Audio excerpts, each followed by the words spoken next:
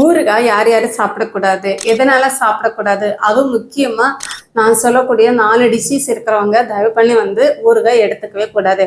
எந்தெந்த வியாதி இருக்கிறவங்க சாப்பிடக்கூடாதுன்னு சொல்லலாமா? மெயினா பாத்தீங்க அப்படின்னா பிபி இருக்கிறவங்க, 2வது பாத்தீங்க அப்படின்னா கொலஸ்ட்ரால் இருக்கிறவங்க, கார்டியக் ப்ராப்ளம் இருக்கிறவங்க, 4வது பாத்தீங்க அப்படின்னா சிறுநீரக பாதிப்பு இருக்கிறவங்க யாருமே ஊறுகாய் சாப்பிடக்கூடாது.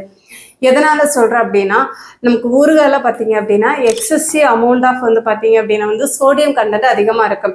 இந்த சோடியம் கண்டென்ட் அதிகமா இருக்கும்போது நீங்க ரெகுலரா ஊறுகாய் சாப்பிடும்போது கண்டிப்பா உங்களுக்கு நார்மலா பிபி ரொம்ப அதிகமாகும். அதே மாதிரி ஊறுகாய்ல நிறைய ஆயில் யூஸ் பண்றதுனால அதுல பாத்தீங்க அப்படின்னா ஃபேட் கண்டென்ட் அதிகமா இருக்கும். இதனால கண்டிப்பா உங்களுக்கு கொலஸ்ட்ரால் வர்றதுக்கு வாய்ப்புகள் ரொம்ப ஜாஸ்தி. இந்த கொலஸ்ட்ரால் இருந்துச்சுன்னா கண்டிப்பா பாத்தீங்கன்னா உங்களுக்கு கார்டியாக் ப்ராப்ளம் வர்றதுக்கு வாய்ப்புகள் ரொம்ப அதிகமா இருக்கு. அப்ப ஊறுகாய் யார் தான் சாப்பிடலாம் அப்படின்னு கேட்டீங்கன்னா, நான் சொல்லக்கூடிய 4 டிசீஸ் இருக்கிறவங்க தவிர மற்றவங்க ரொம்ப ரேரா, அதாவது ஒரு 15 நாளைக்கு ஒரு நாளைக்கு, அப்படி இல்லைன்னா ஒரு மாசத்துக்கு ஒரு தடவை இந்த மாதிரி எடுத்துக்கோங்க.